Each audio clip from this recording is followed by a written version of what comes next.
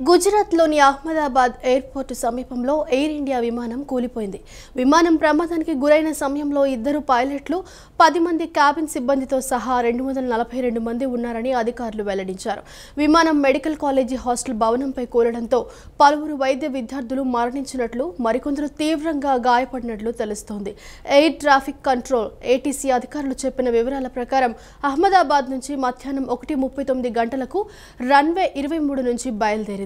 కొద్దిసేపటి తర్వాత విమానం ఏటీసీకి అందుబాటులోకి రాలేదు. విమానం నుంచి ఎటువంటి స్పందన రాలేదు. ఎయిర్పోర్టు సమీపంలోనే విమానం కూలిపోయినట్లు అధికారులు గుర్తించారు. గుజరాత్లోని అహ్మదాబాద్ ఎయిర్పోర్టు సమీపంలో ఎయిర్ ఇండియా విమానం కూలిపోయింది. విమానం ప్రమాదానికి గురైన సమయంలో 2 పైలట్లు, 10 మంది క్యాబిన్ సిబ్బందితో సహా 242 మంది ఉన్నారని అధికారులు వెల్లడించారు. విమాన పైలట్ కెప్టెన్ సుమిత్ సబర్వాలకు 8200 గంటల పాటు విమానం నడిపిన అనుభవం ఉన్నట్లు తెలిపారు. ఎయిర్ ఇండియా B787 విమానం టేకాఫ్ అయిన కొద్దిసేపటికే ఘటన జరిగింది. అహ్మదాబాద్లోని మేఘనీ నగర్ ప్రాంతానికి సమీపంలోని ధార్పూర్ వద్ద ప్రమాదం జరిగింది. ఘటన అనంతరం విమానం నుంచి భారీ పొగలు రావడంతో అటు ఎయిర్ ఇండియా, ఇటు ఎయిర్పోర్ట్ అధికారులు అప్రమత్తమయ్యారు. ప్రమాదానికి గల కారణాన్ని అధికారులు ఇంకా నిర్ధారించలేదు. ఎన్డీఆర్ఎఫ్, బీఎస్ఎఫ్ బృందాలు సంఘటనా స్థలానికి చేరుకొని సహాయక చర్యలను చేపట్టాయి. ఎయిర్ ట్రాఫిక్ కంట్రోల్ అధికారులు చెప్పిన వివరాల ప్రకారం అహ్మదాబాద్ నుంచి మధ్యాహ్నం 1:39 రన్వే 23 నుంచి బయలుదేరింది. కొద్దిసేపటి తర్వాత విమానం ఏటీసీకి అందుబాటులోకి రాలేదు. విమానం నుంచి ఎటువంటి స్పందన రాలేదు. ఎయిర్పోర్టు సమీపంలోనే విమానం కూలిపోయినట్లు అధికారులు గుర్తించారు.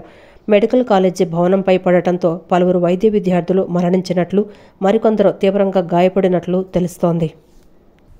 అహ్మదాబాద్లో చోటు చేసుకున్న విమాన ప్రమాదం తీవ్ర దిగ్భ్రాంతికి గురిచేసిందని CM Chandrababu, deputy CM Pawan Kalyan అన్నారు. 242 మందితో లండన్ బయలుదేరిన విమానం టేకాఫ్ అయిన కొద్దిసేపటికే కూలిపోవడాన్ని ఊహించలేకున్నామని అన్నారు.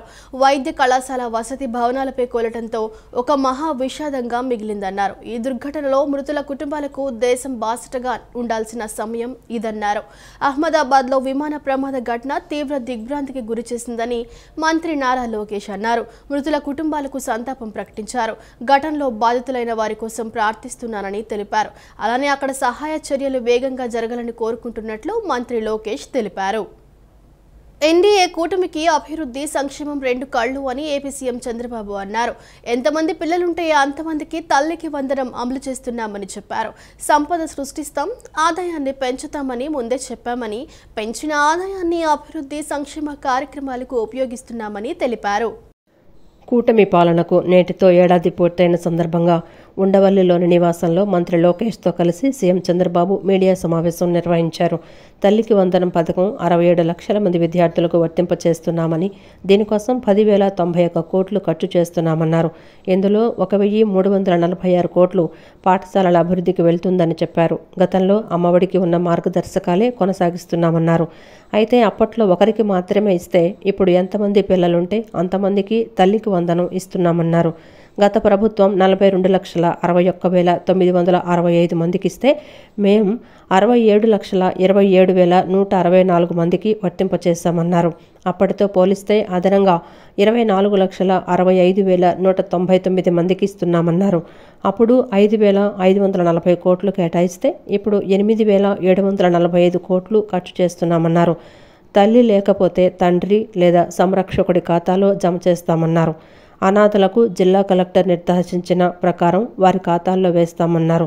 తల్లికి వందనం జాబితాలను గ్రామ వార్డు సచివాలయాల్లో అందుబాటులో ఉంచుతామని, ఎక్కడైనా ఇబ్బందులు తలెత్తితే వెంటనే సరిదిద్ది సహాయం అందిస్తామని చెప్పారు. దానికోసం జూన్ 26 వరకు ఫిర్యాదులు స్వీకరించి 30న తుది జాబితాను ప్రకటిస్తామని చంద్రబాబు తెలిపారు. ఆ రోజు వాళ్ళు ఖర్చు పెట్టింది, తల్లులకు అకౌంట్లో వేసింది 5,540 కోట్లు. ఈ రోజు మేము అకౌంట్లో వేసేది 8,745 కోట్లు. వ్యత్యాసం 3,205 కోట్లు ఒక్క తల్లికి వందనంలో మాత్రం. అందులో ఈరోజు 1,346 కోట్ల రూపాయలు డెవలప్మెంట్కి వెళ్తుంది. టోటల్గా ఖర్చు పెట్టేది 10,091 కోట్ల రూపాయలు తల్లికి వందనం కింద డెవలప్మెంట్ తల్లుల అకౌంట్కి వెళ్లే పరిస్థితి వస్తుంది. 1వ తరగతి 10వ తరగతి అవి కూడా క్యాలిక్యులేషన్లో తీసుకున్నాం. జీవో ఇష్యూ చేశాం. అడ్మిషన్స్ కాలేదు. అడ్మిషన్స్ అవుతానే వాళ్ళ అకౌంట్ కూడా తల్లుల అకౌంట్కి డబ్బులు వెళ్తుంది. ఇంకొక పక్కన తల్లి లేని పిల్లలకి వారికి తండ్రికి కానీ లేదంటే ఎవరైతే గార్డియన్గా ఉంటారో వాళ్ళ అకౌంట్కి వేస్తున్నాం. అనాథ పిల్లలుంటే జిల్లా కలెక్టర్ నిర్ధారించినటువంటి పథకం ప్రకారం వాళ్ళ అకౌంట్లో వేసి వాళ్ళకి హెల్ప్ చేస్తాం. ప్రైవేట్ అన్ఎయిడెడ్ పాఠశాల చదివితే 76,000 మందికి కూడా వర్తింపజేశాం. ఇది కాకుండా ట్రాన్స్పరెన్సీ ఉండాలనే ఉద్దేశంతో ఈ జాబితా సెక్రటరియట్లో, గ్రామ వార్డు కార్యాలయాల్లో కూడా పెడతాం. ఎక్కడైనా సరే ఇబ్బందులున్నా లేకుంటే సాంకేతిక సమస్యలున్నా ఇమ్మీడియట్గా రిపోర్ట్ చేస్తే అవన్నీ కరెక్ట్ చేసి మళ్ళీ అలాంటి వారికి కూడా సహాయం చేయడానికి, ఫిర్యాదులను తీసుకోవడానికి జూన్ 26 వరకు టైం కూడా పెట్టాం. రాష్ట్రంలో విధ్వంసం నుంచి వికాసం వైపు అడుగులు పడి ఏడాది పూర్తయిందని మంత్రి నారా లోకేష్ అన్నారు. ఎన్నికల సమయంలో ఇచ్చిన ఒక్కో హామీని నిలబెట్టుకుంటూ వస్తున్నామన్నారు. ఏడాది పాలన సందర్భంగా సీఎం చంద్రబాబుతో కలిసి నిర్వహించిన మీడియా సమావేశంలో మంత్రి లోకేష్ మాట్లాడారు. తల్లికి వందనం పథకానికి సంబంధించి నిధులు ఇవాల్టి నుంచి తల్లుల ఖాతాలో జమ అవుతాయని వెల్లడించారు. ఇచ్చిన హామీ మేరకు ఎంతమంది చదువుకునే పిల్లలు ఉంటే అందరికీ 13,000 చొప్పున ఖాతాల్లో జమ అవుతాయని తెలిపారు. ఒక్కో విద్యార్థికి సంబంధించి మిగతా 2,000 రూపాయలను పాఠశాలల నిర్వహణ నిధి కింద ఖర్చు చేస్తామని స్పష్టం చేశారు. ఆనాడు చాలా స్పష్టంగా ఎంతమంది పిల్లలుంటే అంతమంది పిల్లలకి తల్లికి వందనం ఇస్తానని హామీ ఇచ్చాం. దాంట్లో భాగంగా జియో ఇచ్చాం. ఈ రోజు నుంచి డబ్బులు తల్లుల అకౌంట్లో కూడా పడితే 13,000 రూపాయలు తల్లి అకౌంట్లో పడుతుంది. 2,000 రూపాయలు మెయింటెనెన్స్ గ్రాంట్ కింద స్కూల్స్లో మెయింటెనెన్స్ కోసం ప్రభుత్వం ఆ నిధులు కూడా ఖర్చు పెడతాం జరుగుతుంది. సో భారతదేశంలో ఎవరు చేయని విధంగా సంక్షేమ అభివృద్ధి కార్యక్రమాలు ప్రభుత్వం ఈరోజు చేస్తాం జరుగుతుంది. గౌరవ ముఖ్యమంత్రి చంద్రబాబు నాయుడు గారి నాయకత్వంలో సంక్షేమ అభివృద్ధి అనేది ఈ ప్రభుత్వానికి జోడెద్దుల బండి. మాకు చాలా క్లియర్ మ్యాండేట్ ఇచ్చారు. 2 మీరు తీసుకెళ్ళాలి. ఒక పక్కన ఉద్యోగాలు, ఉపాధి, అభివృద్ధితో పాటు సంక్షేమం కూడా చేస్తూ ప్రజలు ఏ ఆస్తి అయితే ఈ కూటమిని 94% సీట్లు ఇచ్చి గెలిపించారో ఆ ఆశని మనం నిలబెట్టుకోవాల్సిన బాధ్యత, నెరవేర్చాల్సిన బాధ్యత మా పైన ఉందని కేబినెట్ మీటింగ్లో కూడా గౌరవ ముఖ్యమంత్రి గారు చెప్తాం జరిగింది. సో ఈ తల్లికి వందనం కింద దాదాపు 60% కుటుంబాలలో 2 కన్నా ఎక్కువ మంది పిల్లలు ఉండటం జరుగుతుంది. సో వాళ్ళకి 2 ఉంటే 26,000, 3 ఉంటే దేర్ ఆఫ్ డబ్బులు వస్తాయి. సో ఆటోమేటిక్గా ఆ డబ్బులు వాళ్ళ అకౌంట్లో పడటం జరుగుతుంది. సో ఇచ్చిన హామీ బాబు సూపర్ 6లో ఒక హామీ కూడా, ఇది ఇంకొక మరో హామీ ఈరోజు కూటమి ప్రభుత్వం నిలబెట్టుకుంటాం జరుగుతుంది. ఏడాది కూటమి పాలనలో ప్రజలకు సంక్షేమంతో పాటు రాష్ట్ర అభివృద్ధికి సమాన ప్రాధాన్యత ఇస్తున్నారని ప్రభుత్వ విప్ సెంట్రల్ నియోజకవర్గ ఎమ్మెల్యే బోండా ఉమామహేశ్వరరావు అన్నారు. గత 5 ఏళ్లుగా వైసీపీ పాలనలో ప్రజలు విసిగిపోయి 11 సీట్లకే వారిని పరిమితం చేశారని అన్నారు. కూటమిపై నమ్మకంతో ప్రజలు ఓట్లు వేసి గెలిపించారని, ఆర్థిక ఇబ్బందులు ఉన్నప్పటికీ సీఎం చంద్రబాబు ప్రణాళికాబద్ధంగా పథకాలు అమలు చేస్తున్నారని కొనియాడారు. అభివృద్ధి పనులు కూడా ప్రాధాన్యత క్రమంలో పూర్తి చేస్తున్నారని పేర్కొన్నారు. రాష్ట్రంలో కూటమి ప్రభుత్వం ఏర్పాటై ఏడాది పూర్తయిన సందర్భంగా విజయవాడ సింగనగర్ గుజ్జల సరళాదేవి కళ్యాణ మండపంలో ప్రభుత్వ విప్ సెంట్రల్ నియోజకవర్గ ఎమ్మెల్యే బోండా ఉమామహేశ్వరరావు అధ్యక్షతన విజయోత్సవ వేడుకలు నిర్వహించారు. తొలుత ఎన్టీఆర్ విగ్రహానికి పూలమాలలు వేసి నివాళులర్పించారు. అనంతరం కేక్ కట్ చేసి మిఠాయిలు పంచిపెట్టారు. ఈ సందర్భంగా మీడియాతో మాట్లాడుతూ సంవత్సరం క్రితం ప్రజల ఆకాంక్ష మేరకు కూటమి ప్రభుత్వం ఘన విజయం సాధించిందని గుర్తు చేశారు. ఎన్నికలలో ఇచ్చిన సూపర్ 6 హామీలలో భాగంగా మహిళా మణులకు కానుకగా ఈ రోజు నుంచి తల్లికి వందనం పథకం అమలుకు శ్రీకారం చుట్టి చదువుకునే పిల్లలు ఎంతమంది ఉంటే అందరికీ పథకం ద్వారా లబ్ధి చేకూర్చడం జరుగుతుందన్నారు. ఒకేసారి పెన్షన్ను పెంచడంతో పాటు నిరుపేద లబ్ధిదారులకు ఉచితంగా సంవత్సరానికి 3 గ్యాస్ సిలిండర్లు పంపిణీ చేయడం, 5 రూపాయలకే ఉదయం టిఫిన్ మరియు మధ్యాహ్నం, రాత్రి భోజనం పెట్టి పేదవాడి కడుపు నింపుతున్నామన్నారు. అభివృద్ధిని కూడా వేగవంతంగా ముందుకు తీసుకువెళ్తున్నామని, రానున్న 4 ఏళ్లలో నియోజకవర్గాన్ని మోడల్ నియోజకవర్గంగా చేసి చూపుతామన్నారు. ఉదయం 5 రూపాయలకి టిఫిను, మధ్యాహ్నం 5 రూపాయలకి భోజనం, రాత్రి 5 రూపాయలకి భోజనం పెట్టి 15 రూపాయల ఖర్చుతో ఒక మనిషి బతికేటట్టు ఈ ప్రభుత్వం ఇచ్చిన హామీ నెరవేర్చింది. మూడోది, ప్రతి వ్యక్తికి 3 గ్యాస్ సిలిండర్లు ఇస్తామని చెప్పాం. ప్రతి మహిళకి 3 గ్యాస్ సిలిండర్లు వాళ్ళు ఎప్పుడు తీసుకున్నా వాళ్ళ ఖాతాల్లో డబ్బులు ఇప్పుడే వేసేస్తా ఉన్నాం. ఇక 4వది, గతంలో అమ్మఒడిని అర్ధఒడి చేసినటువంటి ప్రభుత్వాన్ని ప్రజలు ఓడించారు. కొత్త ప్రభుత్వం వచ్చింది. ఇవాళ 2 పిల్లలుంటే 2 15 30,000 రూపాయలు ఈ రోజు నుంచే 2025 జూన్ 12వ తారీఖు నాడు ఏదైతే కొత్తగా స్కూల్స్ ఓపెన్ చేసి పిల్లలు స్కూల్కి వెళ్తా ఉన్నారో, 2 పిల్లలుంటే 30,000, 3 పిల్లలుంటే 45,000, ఎంతమంది పిల్లలుంటే అంతమందికి 15,000 రూపాయలు చొప్పున ఈ రోజు నుంచే గౌరవ ముఖ్యమంత్రి చంద్రబాబు నాయుడు గారు ఖాతాల్లో ఇవ్వబోతా పెద్ద ఎత్తున ఓపెన్ చేయటం మా తల్లులందరికీ కూడా సంతోషమైన వార్త. ఇంకా 5వది, ఉచిత బస్సు ఆగస్టు 15వ తారీఖు నుంచి అమలు చేయబోతా ఉన్నాం. ఆంధ్రప్రదేశ్ రాష్ట్రంలో స్వర్ణయుగం మొదలై సంవత్సరం పూర్తయిందని తూర్పు నియోజకవర్గ ఎమ్మెల్యే గద్దె రామ్మోహన్, జనసేన నాయకులు అమిశెట్టి వాసు అన్నారు. కూటమి ప్రభుత్వానికి ప్రజలు అఖండ మెజారిటీ ఇచ్చారని, దానికి ఫలితంగా కూటమి ప్రభుత్వం అధికారంలోకి వచ్చిన తర్వాత రాష్ట్రంలో మంచి రోజులు ప్రారంభమయ్యాయని చెప్పారు. తమ ప్రభుత్వం అధికారంలోకి వచ్చిన తర్వాత సూపర్ 6 పథకాలు అమలు చేయడం ద్వారా తమ నిబద్ధతను చాటి చెప్పామన్నారు. కూటమి ప్రభుత్వం సంవత్సరం కాలం పూర్తి చేసుకున్న సందర్భంగా కృష్ణలంక 20వ డివిజన్ పొట్టి శ్రీరాములు హైస్కూల్ ప్రక్కన గల నిర్మల్ శిశు భవన్ వద్ద వేడుకలు ఘనంగా నిర్వహించారు. ఈ కార్యక్రమంలో శాసనసభ్యులు గద్దె రామ్మోహన్, జనసేన నాయకులు అమిశెట్టి వాసు, బీజేపీ నాయకులు కోలపల్లి గణేష్తో కలిసి పాల్గొని కేక్ కట్ చేశారు. అనంతరం ఇటీవల కృష్ణలంకలో ఇల్లు దగ్ధమై స్వర్వం కోల్పోయిన బాధితులకు ముఖ్యమంత్రి సహాయ నిధి చెక్కులు పంపిణీ చేశారు. అనంతరం ఏర్పాటు చేసిన సభలో ఎమ్మెల్యే గద్దె రామ్మోహన్ మాట్లాడుతూ కూటమి ప్రభుత్వానికి ప్రజలు అఖండ మెజార్టీ ఇచ్చారని చెప్పారు. తూర్పు నియోజకవర్గంలో 50,000 ఓట్ల మెజారిటీతో గెలిపించారని అన్నారు. సంవత్సర కాలంలో మోడీ నాయకత్వంలోని బీజేపీ ప్రభుత్వం ఇతర రాష్ట్రాల కంటే ఎక్కువగా నిధులిస్తుందని వెల్లడించారు. అనేక జాతీయ రహదారులు పోలవరం ప్రాజెక్టుకు నిధులిస్తున్నారని పేర్కొన్నారు. గత వైసీపీ ప్రభుత్వంలో రోడ్లన్నీ గుంతలమయమని ఆరోపించారు. పెన్షన్ను పెంచుతామన్న జగన్ 4 సంవత్సరాల వరకు పెన్షన్ను పెంచలేదని విమర్శించారు. తమ ప్రభుత్వం అధికారంలోకి వచ్చిన తర్వాత సూపర్ 6 పథకాలు అమలు చేశామని, పెన్షన్ 4,000కు పెంచామని, తల్లికి వందనం ద్వారా విద్యార్థుల ఖాతాలో నిధులు నేడు జమ చేయడం జరిగిందన్నారు. ఉచితంగా గ్యాస్ పథకం అమలు చేస్తామని పేర్కొన్నారు. వైసీపీ అభిమానులు కూడా విజ్ఞతతో ఆలోచించి మంచి చేసే ప్రభుత్వాన్ని ఆదరించాలని సూచించారు. జగన్మోహన్ రెడ్డి గారికి ఆయన అధికారం రాగానే 250 పెంచాలి, కానీ 2 సంవత్సరాల దాకా పెంచలేదు.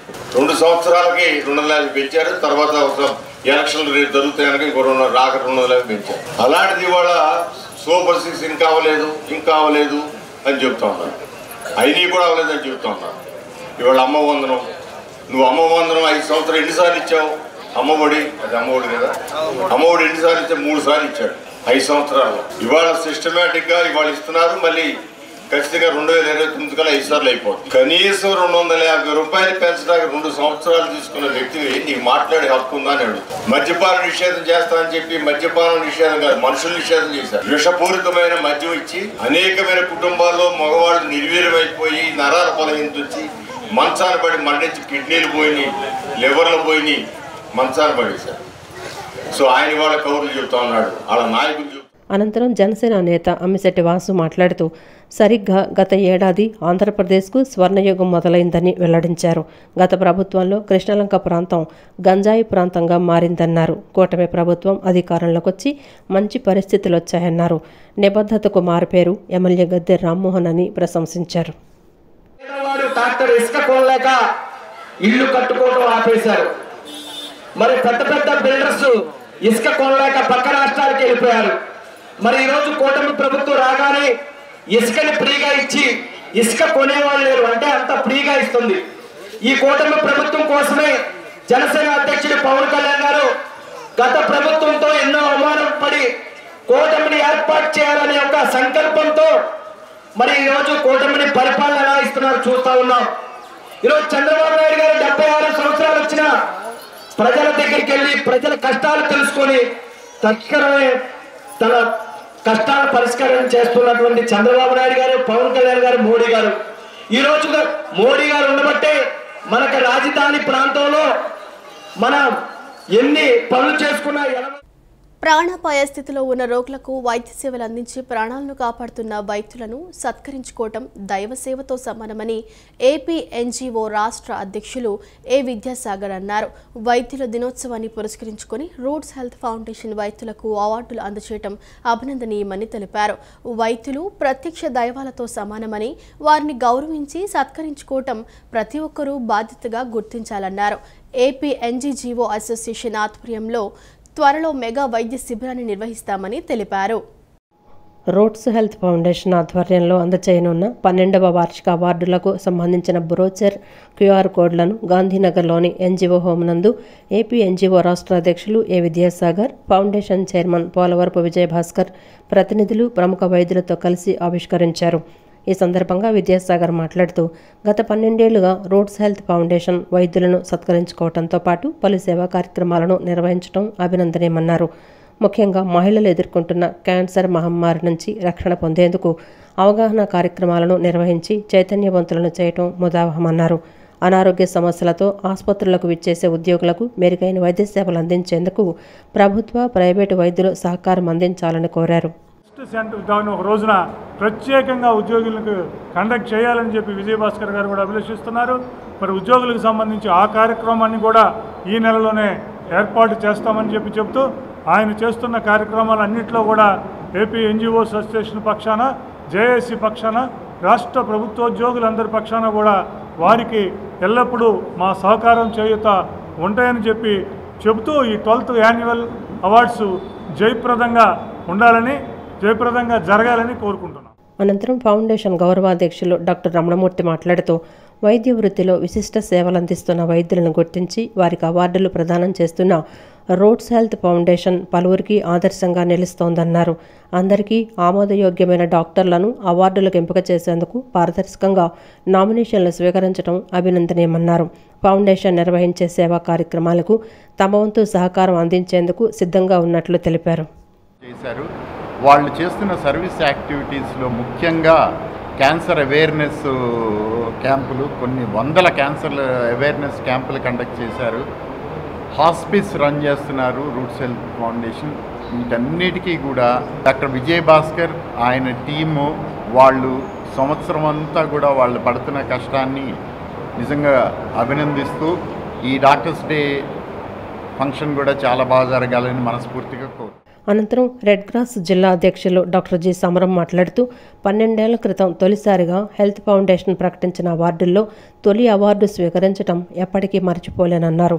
అవార్డు ఎవరు పొందినా ఆ గౌరవం ప్రతి వైద్యునికి దక్కినట్లేనని భావిస్తున్నానన్నారు. విజయభాస్కర్ గారు వారికి నా అభినందనలు తెలియజేస్తున్నాను.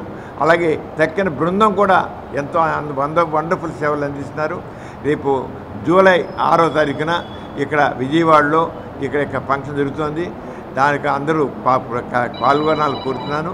వారి ప్రతిభ గల డాక్టర్లందరికీ ఇస్తున్న సేవ కేవలం విజయవాడలోనే కాకుండా ఆ విజయవాడ బయట కూడా గుర్తింపు గల చేస్తున్నారు. ఇది బీసీరాయ్ అవార్డుకి ఎంత గుర్తింపు ఉందో అంత ఈక్వల్గా దీనికి కూడా ఉందని నేను సగర్వంగా చెబుతున్నాను.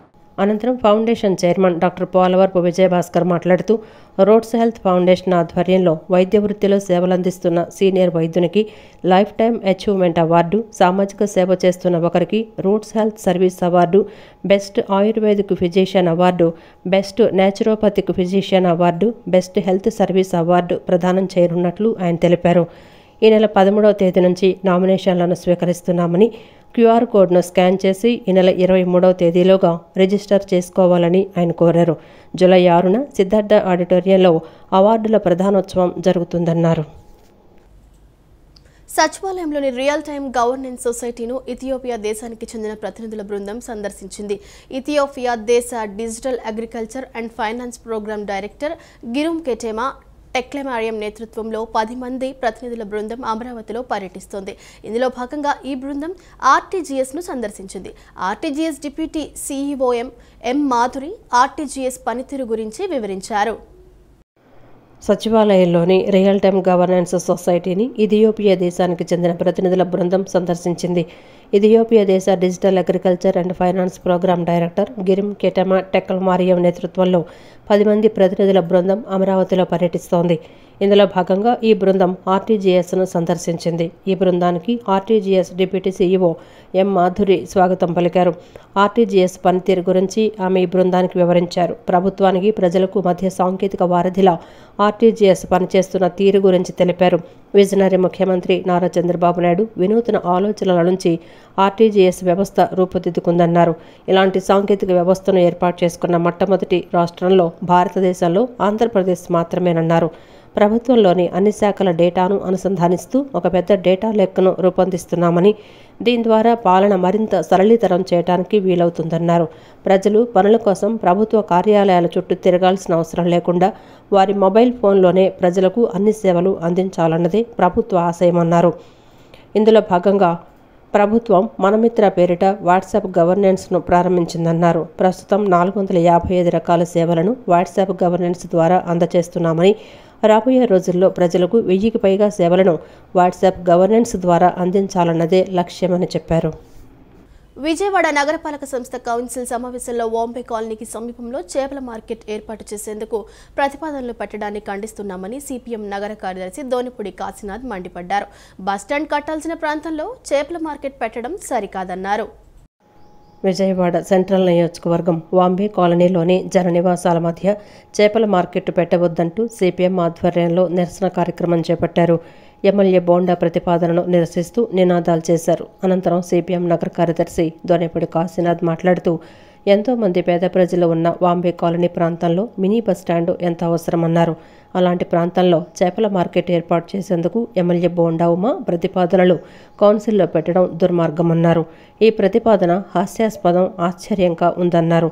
సింగనగర్ ప్రజలపై నిజంగా ఎమ్మెల్యేకు ప్రేమ ఉంటే బస్టాండ్ నిర్మించేందుకు ప్రతిపాదన పెట్టాలని డిమాండ్ చేశారు. వ్యాపారుల కోసం చేపల మార్కెట్ ఏర్పాటు చేయదలుచుకుంటే ఊరి చివరి స్థలం ఇవ్వాలన్నారు. ఇందుట్లో ఏముందో పరమాత్ముడికి ఎరుక అన్నట్టుగా ఉంటది. అందుకని అట్లా వద్దు, దీన్ని అలాగే ఉంచండి. దీన్ని అలాగే బస్ టెర్మినల్కి ఉపయోగించాలి, మినీ బస్ స్టాండ్ కట్టాలి.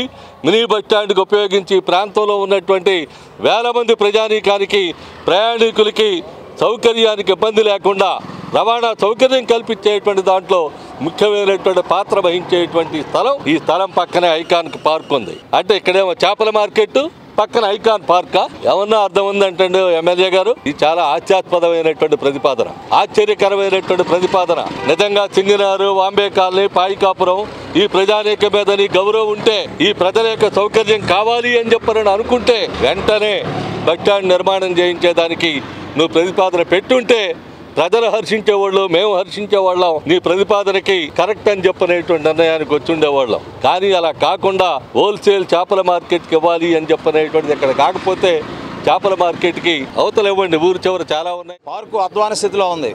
అటువంటి పార్కుల్ని అభివృద్ధి చేసేదానికి నిధులు కేటాయించి డెవలప్ చేస్తే బాగుంటుంది. ఈ చేపల మార్కెట్ అనేది ఈ సింగనగర్ శివారు ప్రాంతాలకు తరలించి వేరే సైట్లో పెడితే బాగుంటుంది అనేది ఈ విషయం మీద రేపు జరిగే కౌన్సిల్ సమావేశంలో మరి ఖచ్చితంగా ప్రజల యొక్క కోరికను మేము సిపిఎం పక్షంగా ప్రస్తావిస్తాం. దాన్ని వైసీపీ పాలకపక్షంగా మేయర్ గారు కూడా ఆలోచించండి. ప్రజలందరికీ ఉపయోగపడే మినీ బస్టాండ్కి మరి గత తీర్మానాన్ని కొనసాగించే విధంగా చర్యలు తీసుకోవాలని సిపిఎం పక్షంగా మేము డిమాండ్ చేస్తున్నాం. లేకపోతే మాత్రం ప్రజల యొక్క ఆగ్రహానికి ఇక్కడ ఉన్న ఎమ్మెల్యే గురి కావాల్సి వస్తుందని హెచ్చరిస్తున్నాం. 5 ఏళ్లు విధ్వంస పాలనకి చరమగీతం పాడిన కూటమి ప్రభుత్వం రాష్ట్రంలో శ్రీరామరాజ్యం పాలనను తలపించే విధంగా సుపరిపాలన అందిస్తోందని టీడీపీ రాష్ట్ర నేత గుండపనేని ఉమావరప్రసాద్ అన్నారు. అభివృద్ధి, సంక్షేమ పథకాలు ప్రతి గడపకు అందించి దేశంలోనే నెంబర్ 1 స్థానంలో నిలుస్తోందని ఆశాభావం వ్యక్తం చేశారు. కృష్ణా జిల్లా బాపులపాడు మండలం వీరవల్లి గ్రామంలో కూటమి ప్రభుత్వం మొదటి ఏడాది పాలన పూర్తి కావడంతో గ్రామ తెలుగుదేశం పార్టీ ఆధ్వర్యంలో కార్యాలయం పార్టీ శ్రేణులు విజయోత్సవ సంబరాలు ఘనంగా నిర్వహించారు. ఈ సందర్భంగా నాయకులు మాట్లాడుతూ ప్రజల ఆశీర్వాదంతో ఏర్పాటైన కూటమి ప్రభుత్వం ప్రజాపాలనలో ఏడాది పూర్తి చేసుకుందన్నారు. ఈ ఏడాది కాలంలోనే పేదల సేవలు, పింఛన్లు, అన్నా క్యాంటీన్లు, దీపంటూ, తల్లికి వందనం, మత్స్యకార సేవలు లాంటి ఎన్నో సంక్షేమ కార్యక్రమాలను అమల్లోకి తెచ్చామన్నారు. మెగా డిఎస్సితో టీచర్ ఉద్యోగాలు ఇవ్వనున్నామని, పెట్టుబడులతో ప్రైవేటు రంగంలో ఉపాధి కల్పనకు అడుగులు వేశామన్నారు. 55 లక్షల మెట్రిక్ టన్నుల ధాన్యం కొనుగోలు సహా రైతు సంక్షేమానికి పలు నిర్ణయాలు తీసుకున్నామని చెప్పారు. ఈ నెలలోనే అన్నదాత సుఖీభావ పథకం కింద రైతులకు ఆర్థిక సాయం అందిస్తామని చెప్పారు. ఇరిగేషన్ ప్రాజెక్టు పనులకు అత్యంత ప్రాధాన్యం ఇచ్చి ప్రతి ఎకరాకు నీళ్లిచ్చే కార్యక్రమం చేపట్టామన్నారు. రాజధాని నిర్మాణం, పోలవరం పనులను మళ్లీ గాడిన పెట్టామని, రైల్వే జోన్ సాధించామని, స్టీల్ ప్లాంట్ను పరిరక్షించామన్నారు. ప్రజల ఆశీర్వాద బలంతో రాబోయే రోజుల్లో మరిన్ని సంక్షేమ అభివృద్ధి కార్యక్రమాలు చేస్తామని ఈ సందర్భంగా మాట ఇస్తున్నానన్నారు. ఏడాది పాలనను విజయవంతం చేయడానికి సహకరించిన, పనిచేసిన ప్రతి ఒక్కరికి ధన్యవాదాలు తెలిపారు. రాజ్యాంగ హక్కులు, రిజర్వేషన్ల పరిరక్షణ, సామాజిక న్యాయంపై అవగాహన కల్పించే ఉద్దేశంతో రిజర్వేషన్ల పరిరక్షణ సమితి తెలుగు రాష్ట్రాల్లో చైతన్య రథయాత్ర నిర్వహించనున్నట్లు రిజర్వేషన్ల పరిరక్షణ సమితి వ్యవస్థాపకులు డాక్టర్ పోతుల నాగరాజు తెలిపారు. రాయలసీమలోని కాటంరాజు జన్మస్థలాన్ని ఈ యాత్రకు ప్రారంభమవుతుందని, గ్రేటర్ రాయలసీమ 10 జిల్లాల్లో ఈ యాత్ర ప్రారంభమై అనంతరం తెలంగాణ, ఉత్తరాంధ్ర, కోస్తా జిల్లాల్లో కొనసాగుతుందని చెప్పారు.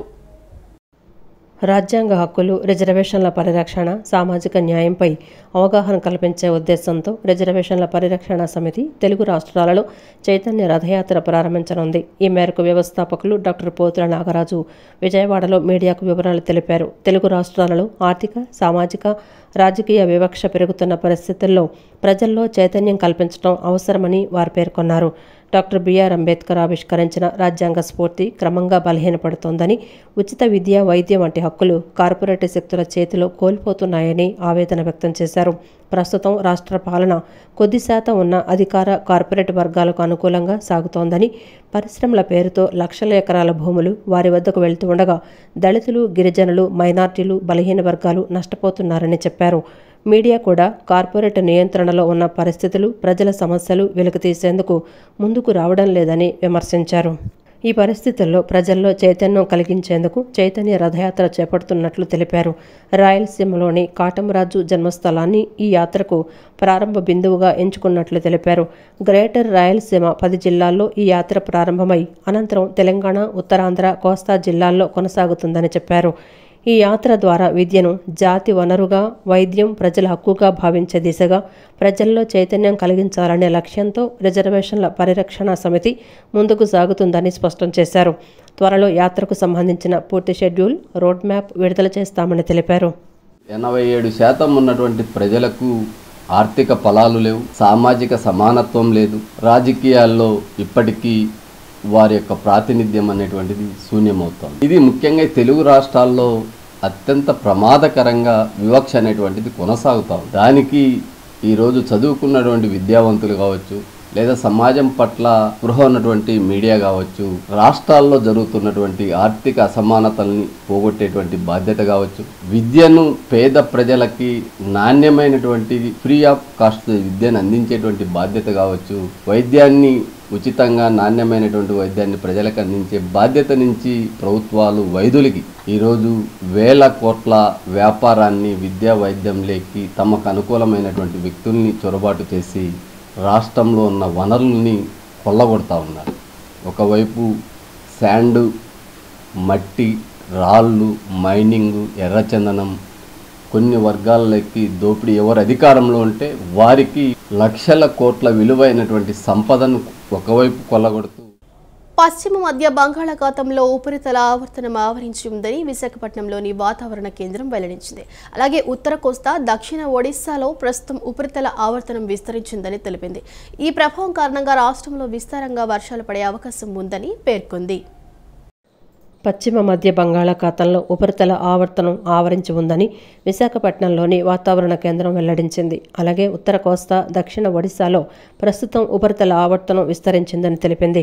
ఈ ప్రభావం కారణంగా రాష్ట్రంలో విస్తారంగా వర్షాలు పడే అవకాశం ఉందని పేర్కొంది. అలాగే కోస్తా ఆంధ్రాలో 1-2 చోట్ల భారీ వర్షాలు పడతాయని చెప్పింది. కొన్ని చోట్ల ఉరుములతో కూడిన జల్లులు పడే అవకాశం ఉందంది. ఈ సమయంలో బలమైన గాలులు వీచే అవకాశం ఉందని వివరించింది. ఈ నేపథ్యంలో మత్స్యకారులు అప్రమత్తంగా ఉండాలని విశాఖపట్నంలోని వాతావరణ శాఖ సూచించింది.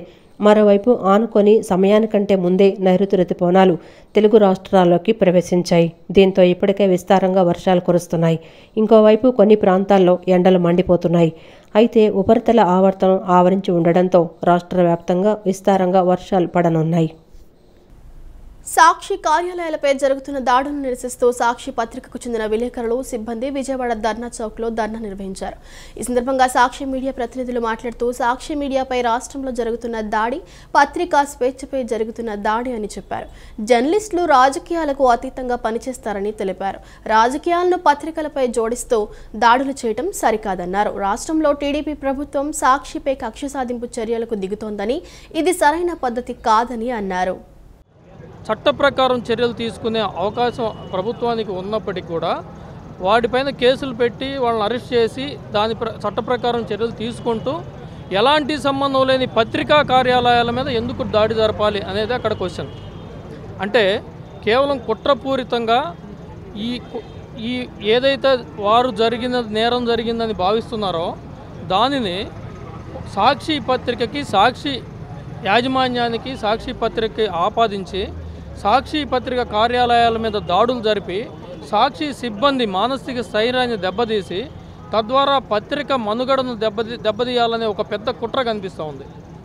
దీనికి వ్యతిరేకంగా ప్రజాస్వామ్యంలో 4వ స్తంభమైన జర్నలిజాన్ని కాపాడుకోవటం కోసం, పత్రికలను కాపాడుకోవటం కోసం నాణ్యానికి రెండో వైపు చూపాలనే మా ధ్యేయం నెరవేరటం కోసం ఈ ధర్నా చేయాల్సి వచ్చింది.